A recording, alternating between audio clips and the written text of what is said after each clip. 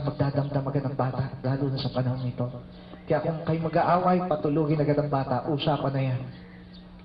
Pangatlo, maligo. Bakit kailangan maligo?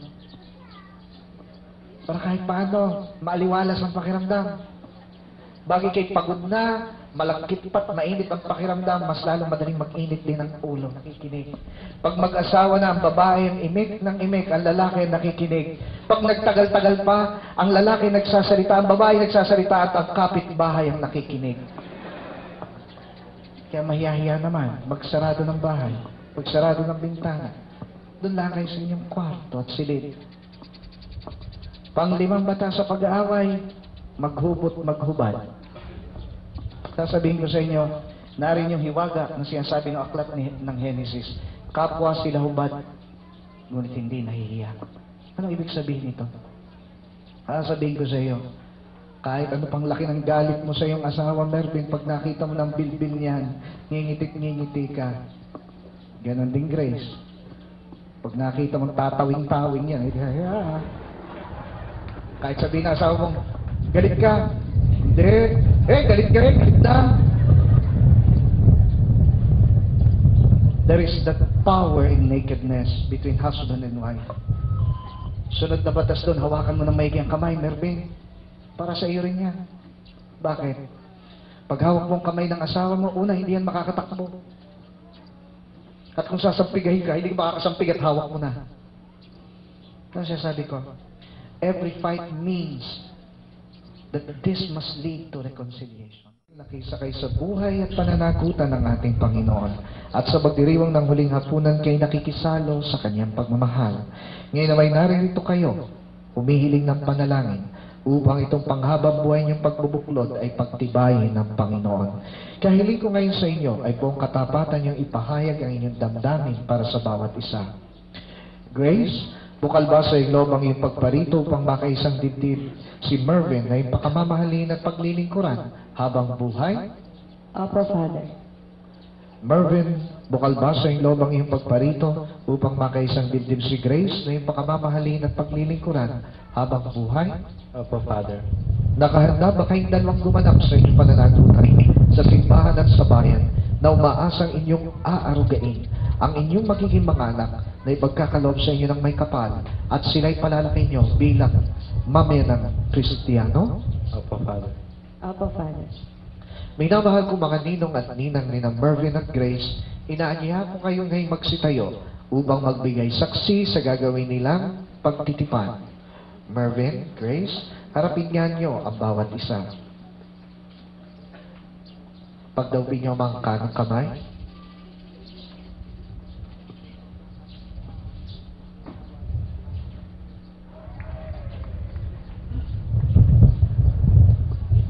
Tumingin kayo ay sa bawat isa habang ipinapahay niyo miting magtipan sa banal na sakramento ng kasal.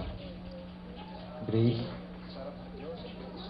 sarap ng Diyos at kanyang simbahan. Tinitipang kita na maging aking may bahay sa hirap at ginhawa, sa dusa at tigaya.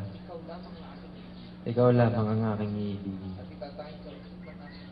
at itatanging karugtong ng aking buhay, ngayon at kailanman. Amen. Mervin,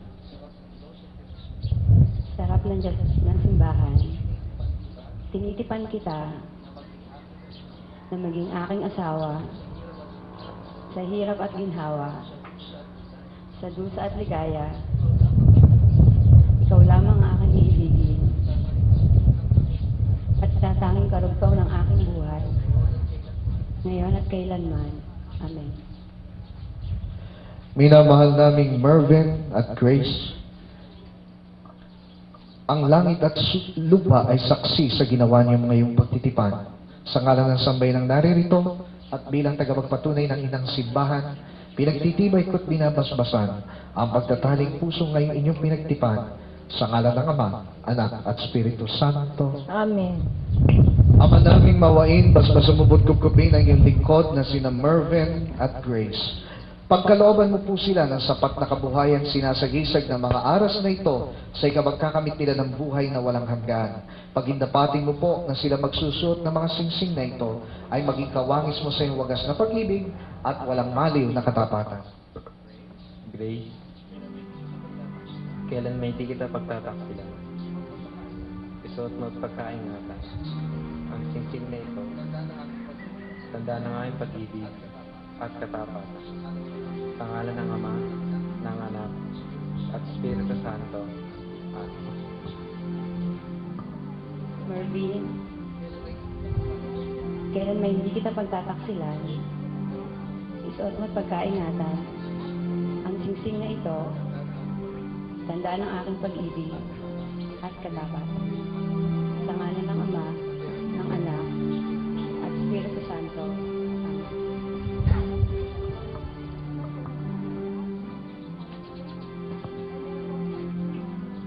Grace, kailan may di kita pababayaan? Ibinibigay ko sa mga aral. Tandaan na nga yung pagpapahalaga at pagkalinga sa kapakanan mo at ng ating mga anak. Sa ngalan ng Ama, ng Anak, at Espiritu Santo. Amen.